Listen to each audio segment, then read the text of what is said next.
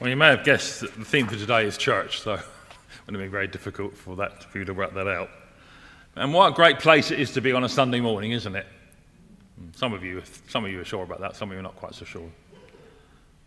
During lockdown, when churches were forcibly shut down by the government for obvious health reasons, many of us who have been Christians for many years, this was probably the first time that many of us had not attended church in person on a regular basis since we were, as we called it in those days, and I still like to call it really, even these days, since we were saved. Now, we all have our holidays, and this means we may not be able to get to church for a couple of weeks, or maybe if we're more fortunate, we may have extended holiday, maybe a few months away. But the fact is, we know that our church is there when we return, and it gives us that knowledge that the place that we value so much will still be there. I, of course, realise that the church is not just about the buildings, but the people. But I think it is a great sense of belonging when we join a church, especially a church as vibrant as St. Mary's, as we get the real sense of God's presence. I'm often here during the week, and I meet all sorts of people who come to our church as part of the castle tour. Lately it's been Hunt the Font, because they often come to see the 12th century font, which of course is currently boxed in by as a result of the scaffolding. So I have to explain why we've done that and where the font is still lying, or still lays. But they all have a comment often that they make to me, and they say that they feel the presence of God in this place, or they say that this place has a special feeling about it.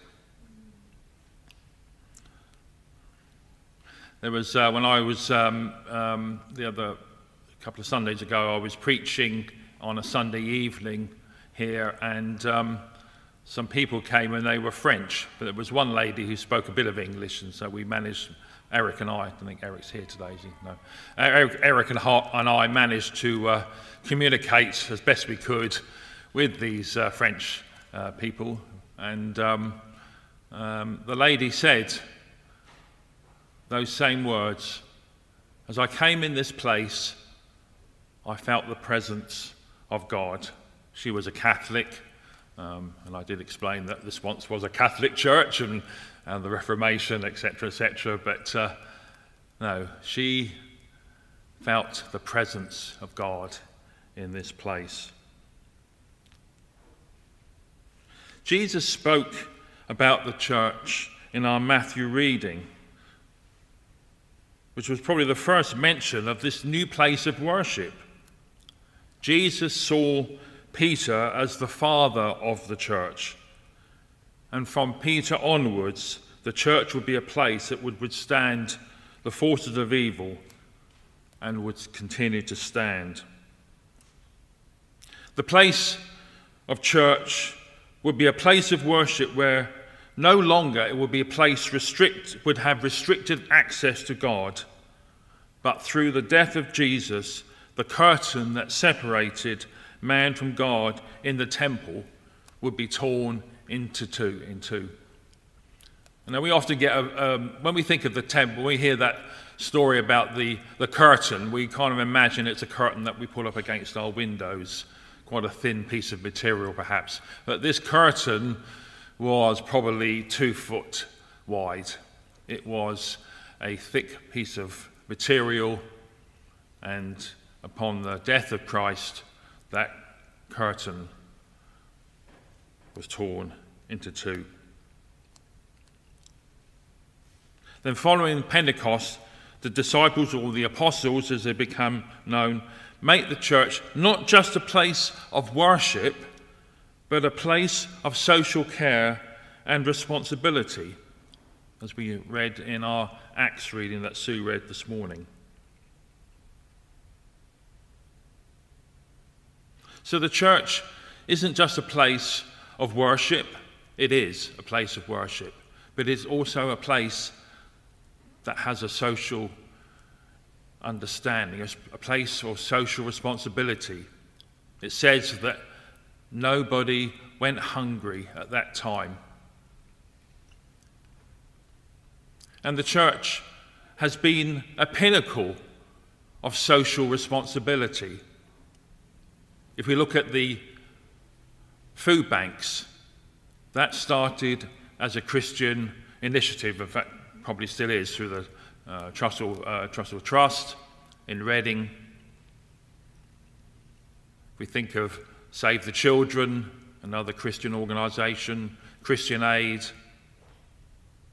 even the Samaritans, which was started by Chadvar, the vicar, in the 50s.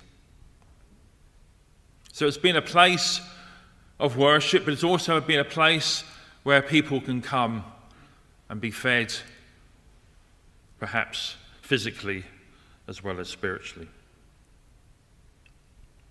But I wonder how much we know about the church as it developed from the first century Israel to the present day. How much do we know about the church that's moved from being a religion of a few thousand people to a belief system of 2.4 billion believers worldwide? Often the world has a very jaundiced view of the church, and according to popular culture, it is often associated with sad people who need a crutch to hold on to, or the vicar who's either mad, bad, or sad, or as the Reverend Richard Coles tells us in his series, those of you who read his books, he's written 2 of these now, I've read both of them. The latest one, A Death in the Parish. According to him, the church has not just worship time, but there's also a lot of murders as well happening. And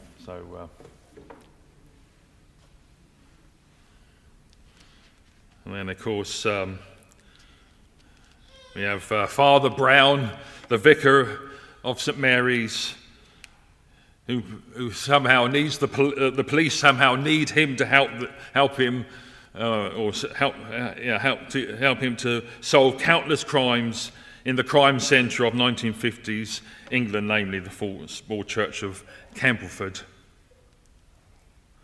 Rarely in popular culture is the church seen as a place with people across all social divides coming together to praise and worship Jesus and the God of Jacob.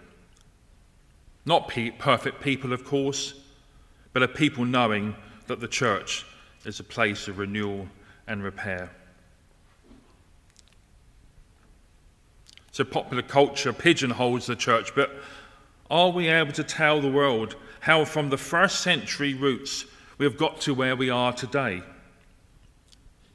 Do we know about the Emperor Constantine, who made Christianity the official religion of the Roman Empire?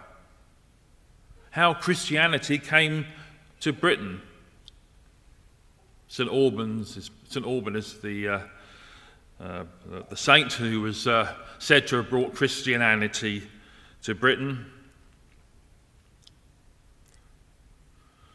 Why perhaps Britain needed to extract itself from the Catholic religion and became Protestant. The development of the Bible and the reasons why the Bible is made up by the books that it contains today. Then we have the great revivals of the past 500 years. The Wesleyan revival in the 18th century, led by John and Charles Wesley and their colleague, the Reverend George Whitefield. The Welsh revival, led by Evan Roberts in the early years of the 20th century, which gave birth to the Pentecostal revival in Azusa Street in Los Angeles in 1906. I get inspired by reading about the revivals of the past.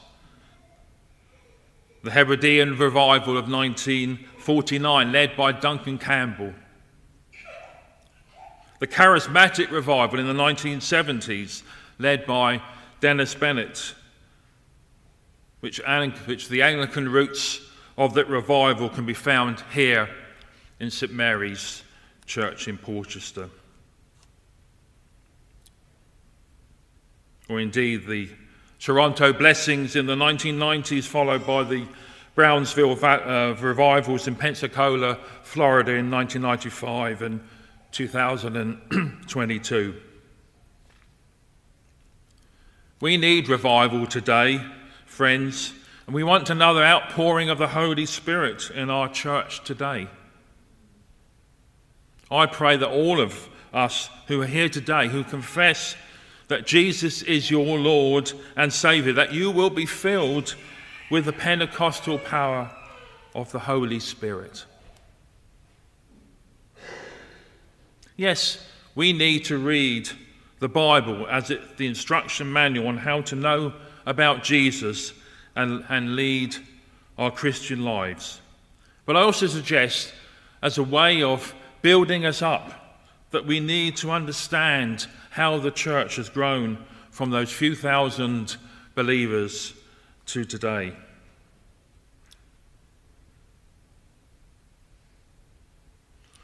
Whatever has been brought against the church, it has stood firm. Not even COVID-19 could bring down the church. During that time, we found ways, of course, of getting around the restrictions by streaming our services. Something, if we had said 10 years ago, we would be doing on a regular basis as we do now, we would probably think that's something way, way in the future. Yes, the church continues to stand as a light in the dark world, and we need to take that light with us whenever we go out and about in our daily lives. But I said earlier, I think it's good for us to know a little bit about church history, and I found a very good video on YouTube that we're going to see now. It's entitled "The History of the Church in 10 Minutes."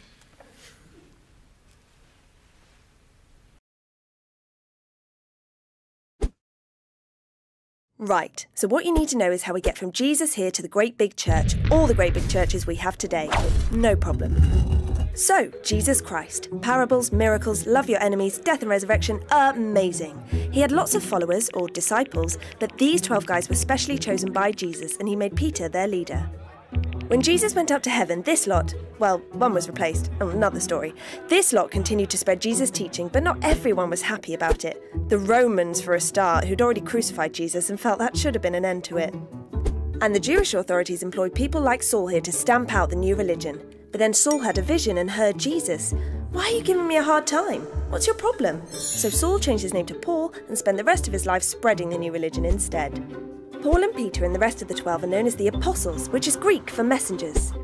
The people who believed the Apostles' message began to meet together, and someone in Antioch came up with a nickname for them, Christians, because they followed Christ.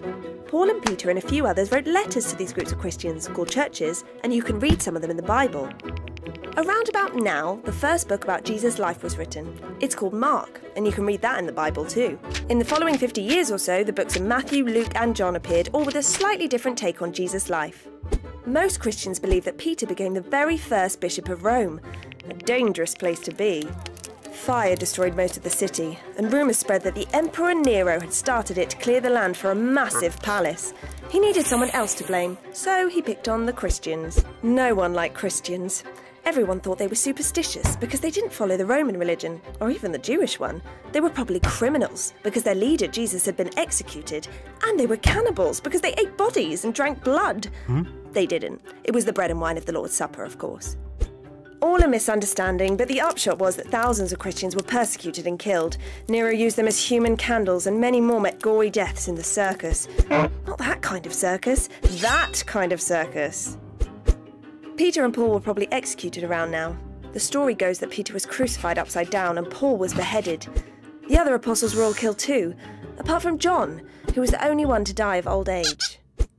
But Christianity continued to grow. The churches were run by bishops, and the first ones, along with other Christian thinkers of the time, are known as the Church Fathers. Most of them were killed as well. Right from the start, Christians argued about what to believe and how to behave. One of the Church Fathers, a man called Origen, even castrated himself because he wanted to live a pure life. But it didn't catch on. In Britain, Christianity probably arrived with Roman converts trying to escape the persecution. Some hope. One of the first British Christians we know about, a man called Alban, was beheaded for being a Christian. Then a general in the Roman army called Constantine became emperor, and he'd recently converted to Christianity. Or so he said. His story was that he'd had a vision of a Christian symbol called the Chi Rho, the first two letters of Christ in Greek. He heard the words, "By this sign, conquer," so he got his soldiers to paint it on their shields, beat anyone who fancied a fight, and became emperor. But his conversion might have been a crafty political move. Constantine wanted everyone to work together, but the Roman religion got in the way because different people worshipped different gods. He saw Christianity, a religion in which everyone worshipped the same god, as a good way to unite the empire. Little did he know how things would turn out.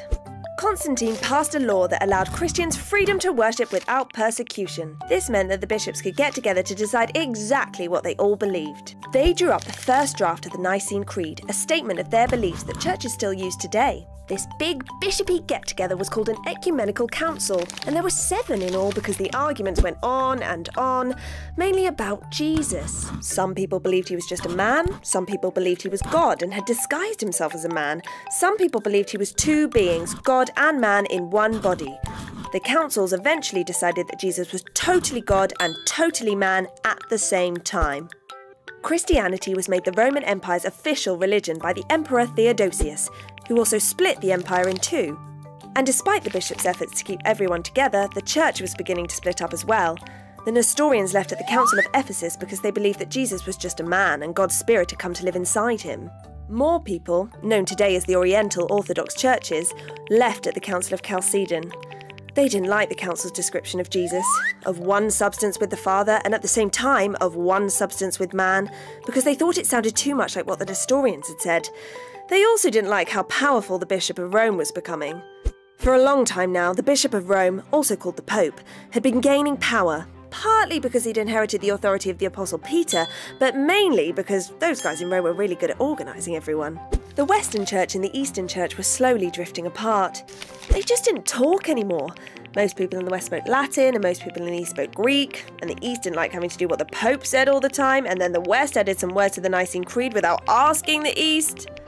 They were living separate lives. For a while, the Eastern Church was more powerful than the West, which had to cope with marauding Vandals, the fall of the Roman Empire, and the Dark Ages. By the time the West had sorted itself out, the East had challenges of its own as a new religion called Islam spread out from Arabia. In the West, Charlemagne was now ruling, well, most of it. He gave himself the title Holy Roman Emperor and got the Pope to crown him. This gave the Pope even more power, because from now on you couldn't be emperor unless the Pope said so. Finally, it happened. The Great Schism. The church split in two, the Eastern Orthodox Church in the East, obviously, and the Roman Catholic Church in the West. The Roman Catholic Church became more and more powerful, while the Eastern Orthodox Church began to feel more and more squeezed out by the rise of Islam. This is where the Crusades come in. The Pope sent thousands of soldiers to the East to claim Jerusalem for Christianity, but the so-called Crusaders left a trail of destruction across Europe before they got anywhere near a battlefield. The Muslim leaders fought back, and over the next 150 years there were 6 more big crusades while the two sides struggled for control of the Holy Land. Eventually, the Crusaders gave up and went home. But the fact that the Pope now had the power to send soldiers to war shows that something somewhere had gone very wrong. Even your local priests were getting too big for their boots. Church services were in Latin, and the Bible had been translated into Latin, but by now only educated people like priests could understand Latin, so everyone else had to trust that what they said the Bible said was what the Bible really said. Some priests had seen an opportunity here, and had started to charge people to forgive their sins, placing themselves firmly between God and everyone else like holy bouncers. A professor at Oxford University called John Wycliffe argued that it was time for the church to clean up its act, to be reformed. He translated the Bible into English so that everyone could read it for themselves and make up their own minds. It didn't go down well with those in charge, and his Bibles were burnt. It took a long time for an actual Reformation to kick off, but eventually a German priest called Martin Luther wrote a list of 95 theses, things he thought were wrong with the church, and nailed them to the door of an actual church in Wittenberg. The Pope sacked him, which Luther didn't mind because priests couldn't get married, and if he wasn't a priest anymore... A group of nuns had written him some fan mail, so he smuggled them out of their convent in herring barrels and married one of them after she'd had a long bath. The people who protested against the church and its teachings became known as Protestants. Other big names included John Calvin in France and Ulrich Zwingli in Switzerland. But they argued forever about what to believe instead, so very soon there were different groups of Protestants protesting. England remained officially Roman Catholic, and it was dangerous to be anything else. William Tyndale made himself so unpopular with his Protestant ideas that he had to leave the country. He translated the New Testament into English, and copies were smuggled back home to help Protestant feelings grow. Then King Henry VIII decided to marry Anne Boleyn, but he was already married to Catherine of Aragon. Divorce was out of the question back then, so Henry asked the Pope to annul his marriage instead, which would mean that the marriage had never been a real marriage in the first place. The Pope said no, but Henry had met a friendly English priest called Thomas Cranmer and made him Archbishop of Canterbury, so Thomas was more than happy to annul Henry's marriage to Catherine and marry him off to Anne. The Pope was very cross, so Henry left the Roman Catholic Church and made himself head of a new Church of England. The Roman Catholics realised they had to do something before everyone became a Protestant, and so the Counter-Reformation began.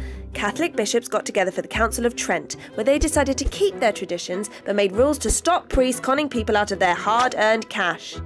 The Church of England was still very like the Roman Catholic Church, just without the Pope, but when Henry died, his 9-year-old son became King Edward VI, and he allowed Thomas Cranmer to make the Church of England more Protestant. Cranmer wrote a list of 39 articles, which spelt out what the Church stood for, and stands for today, and wrote the Book of Common Prayer, which some churches still use. But the fiercely Roman Catholic Queen Mary I reunited England with the Pope, and had lots of Protestants burnt at the stake, including our friend Thomas Cranmer, earning herself the nickname Bloody Mary. Then Mary died, Elizabeth I became Queen, and she made England Protestant again. Next came James I, who was the first monarch of England, Wales, Ireland and Scotland. He was a big fan of Protestantism, and even published his own translation of the Bible. As European empires spread throughout the world, so did Christianity, and churches sent out missionaries to convert people in those hard-to-reach places. The Protestants continued to, protest, and there have been various offshoots over the years, from churches like the Quakers and Methodists, who have fairly mainstream beliefs, to groups like the Latter-day Saints of Jesus Christ, known as Mormons, and the Jehovah's Witnesses, who have more distinct beliefs of their own. In 1962, the Roman Catholic Church held a council, known as the Second Vatican Council, or Vatican II, which brought in some big changes. Church services, which had always been in Latin, were now to be in the language of the people.